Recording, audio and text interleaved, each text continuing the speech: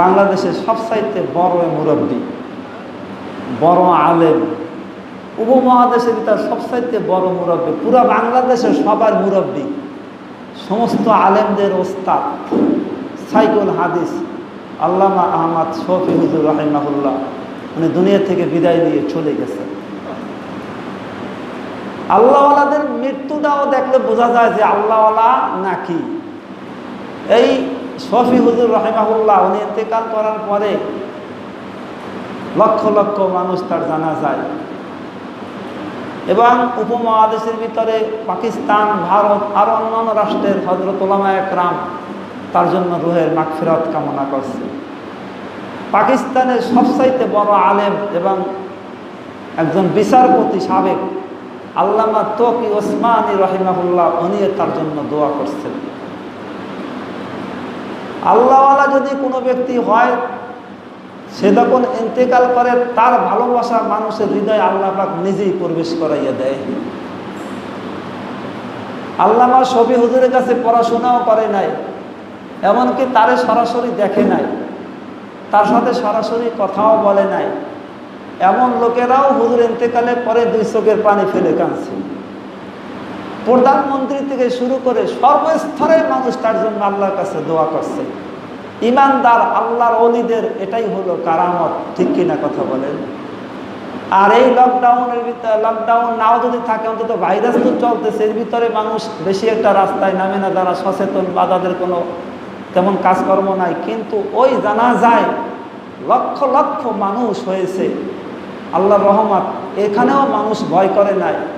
তো এই সমস্ত আল্লাহওয়ালারা এমনি এমনি আল্লাহওয়ালা হয় নাই, এর পিছনে অনেক শ্রম গেছে, অনেক ত্যাগ স্বীকার করার কারণে আল্লাহ পাক এই নিয়ামত তাদেরকে দান করেছেন, ঠিক কিনা বলেন? আমরা অনেক সময় অনেক উচ্চ পর্যায়ের মানুষ মরতে দেখছি, হ্যাঁ, অনেক রাজনীতিবিদ, অনেক ক্ষমতাবান, অনেক বৈত্যশালী মানুষ জানাজারে যায়, তবে এরকম একটা আগ্রহী, এরকম আকর্ষণ, একটা বুকে কষ্ট নিয়ে, ব্যথা নিয়ে এরকমের না। কিন্তু প্রায় জায়গায় দেখছি আল্লাহওয়ালারা ইন্তেকালের পরেই মানুষের মনে একটা ভালোবাসা, হৃদয় তখন প্রতিফলন ঘটে, ঠিক কিনা কথা বলে? সুতরাং আমরা এমন একজন আলেমকে হারাইছি বাংলাদেশে, যে এরকম একজন আলেম ভবিষ্যতে আসবে কিনা জানি না, তবে অপূরণীয়, পূরণ হওয়া বড় কষ্ট, ঠিক কিনা কথা বলেন? এরকমের মৃত্যু আল্লাহর ওয়ালাদেরই হয়, সাধারণ কোনো মানুষের হয় না, ঠিক কিনা? ঠিক এরকম মরণ দেখছি চরমোনাই মরহুম ফজলুল করিম রাহিমাহুল্লাহ, ওনার ইন্তেকালের খবর যখন মিডিয়ায় ছড়াই গেল, আমার পাশেই এক লোক ছিল বসা, উনিও খবরটা প্রথম শুনলো, উনিও হুজুরের সাথে কখনো সরাসরি কথা বলে নাই, কিন্তু এই খবর যখন মিডিয়ায় শুনতে পাইল, সঙ্গে সঙ্গে চোখের পানি ছেড়ে দিল, এবং নগদের উপরে হুজুরে জানা যায় প্রায় 10 লক্ষ লোকের সমাগম।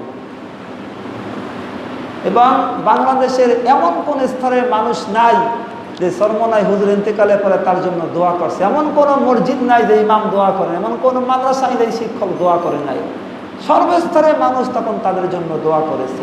এরকম মরণ তো দরকার, ঠিক কিনা কথা বলেন?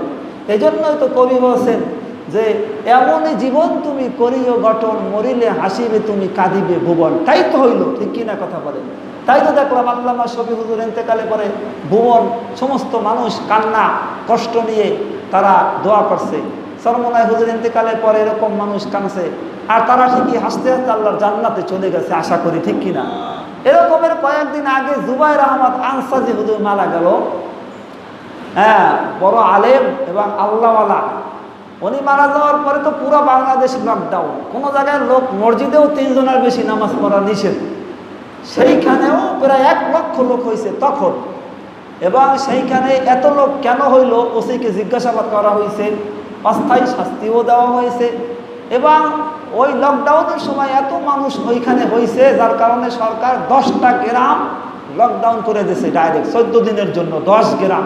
কারণ এখান থেকে অনেক ভাইরাস ছড়াইতে পারে, ছড়াই গেলে দেশ থেকে দেশান্তরে চলে যেতে পারে। 10 গ্রাম লকডাউন করেছে 14 দিনের জন্য।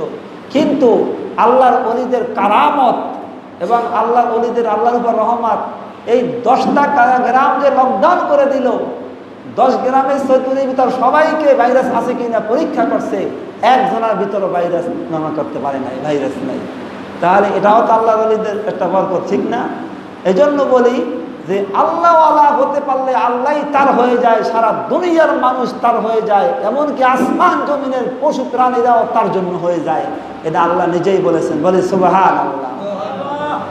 কিন্তু এর সাথে অত্যন্ত পরিতাপের বিষয়, দুঃখের বিষয় যে এত বড় একজন আলেম ইন্তেকাল করলো, এরপরেও কিছু নাস্তিক, কিছু বেয়াদব, কিছু ভণ্ড হুজুর ইন্তেকালের পরে বিভিন্ন রকম খারাপ কটূক্তিমূলক কথা বলেছেন। আমি জানি না ওরা কি আসলে মাদ্রাসায় পড়াশোনা করছে, কিসের মাদ্রাসায় পড়ছে। ওরা কোনো ভদ্র ফ্যামিলির লোক হইতে পারে, ওরা কোনো ভদ্র মানুষ হইতে পারে যে একটা মানুষ ইন্তেকালের পরে তার বিষয়ে কোনো কথা বলাই তো নিষেধ, ঠিক কিনা কথা বলেন। তা আবার এত বড় আলেম, এত বড় মুরব্বী, পুরা বাংলাদেশের সবার মুরব্বী, ঠিক কিনা বলেন। কত বড় আলেম যার শুরু থেকে শেষ পর্যন্ত কোরআন হাদিস পড়তে পড়তে কাটতে কাটতে জীবন শেষ হয়ে গেল, পড়তে পড়তে পড়াইতে পড়াইতে জীবনটা শেষ হয়ে গেল। যার আছে লক্ষ লক্ষ হাজার হাজার ছাত্র আছে, এমন লোকটার বিরুদ্ধেও মারা যাওয়ার পরে কথা বলে, মানুষ কতটা বেয়াদব নিম্নমানের হলে এগুলো বলতে পারে, ঠিক কিনা বলেন। তবে এর সাথে আবার একটা আশারও বাণী দেখা গেছে, একটা খুশি সংবাদও দেখা গেছে, ঠিক কিনা। সেটা হলো হুজুরের ইন্তেকালকে কেন্দ্র করে যত আলেমরা বিরোধ ছিল, যত আলেমরা মতানৈক্য ছিল, বিতর্ক ছিল, তারা সব দেখছি এমনি স্টাইজে বসে অনেকে কথা বলে, অনেকে খারাপ মন্তব্য করেছে। কিন্তু যখন হুজুর ইন্তেকাল করলো, দেখার সব আলেম এক জায়গায় চলে গেল এবং একে অপরের সাথে কথা বললো, একসাথে খানা খাইলো, মোলাকাত করলো, মুসাফা করলো, সালাম বিনিময় করলো, কুশল বিনিময় করলো। এর থেকেই বোঝা যায় যে আলেমরা কোনো কারণে মতপার্থক্য থাকলেও তারা কিন্তু সময় মতো কিন্তু মূলত এক জায়গায়, ঠিক কিনা কথা বলেন। কারণ তারা জানে ইন্নামাল মুমিনুনা ইখওয়া, সারা দুনিয়ার মুমিন সব ভাই ভাই, ঠিক কিনা কথা বলেন। আমরা স্টাইজে মাহফিলে কত রকম কথা শুনি, মনে করছি এরা কখনো আর মিলমিশ হবে না। কিন্তু আল্লামা শফি হুজুর রাহিমাহুল্লাহ উনি ইন্তেকালের পরে সমস্ত আলেমরা একসাথে হয়ে গেল। জামাত ইসলাম বলেন, কওমি বলেন, এরপরে মামুনুল হক সাহেব এবং সরমনাই হুজুর, এরকম সব আলেমরা একসাথে হলো, তারা কথা বলেছেন। এই যে আনন্দ একটা দেখলাম, এটা আমরা খুব খুশি যে আসলে বোঝা গেল আলেমরা কোনো মাসলা মাসাইল নিয়ে বিতর্ক থাকতে পারে। একটা ঘরে অনেক ফ্যামিলি লোক থাকে, 10 জন 12 জন লোক থাকে, 5 ভাই থাকে, 8 ভাই থাকে, তাদের ভিতর মতানৈক্য হয় না, রাগারাগি হয় না, কিন্তু বিপদে পড়লে সব ভাই এক থাকে না, এক থাকে। সুতরাং এই জিনিসটা লক্ষ্য করছি, এই জন্য আমরা কখনো আলেমদের বিরুদ্ধে কোনো কথা বলবো না, কোনো মন্তব্য করতে যাব না। কারণ হলো আলেমরা কোনো সমস্যা হলে তারা আবার মিলমিশ হয়ে যায়, ঠিক কিনা কথা বলেন। তাছাড়া 2 সিংহ যদি ঝগড়া লাগে, 2 সিংহ, সেইখানে শিয়ালে যদি এই মারামারি ছাড়াইতে যায়, শিয়ালই মরবে, আলু ভর্তা হয়ে যাইবে, ঠিক কিনা কথা বলে।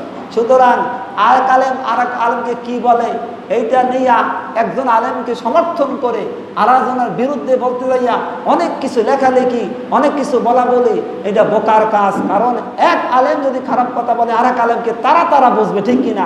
সাধারণ মানুষ সেখানে মন্তব্য করে ঈমান নষ্ট করা এত বড় দুঃসাহস দেখাবার মতন এরকম মন মানসিক থাকা করছেন গেল, ঠিক।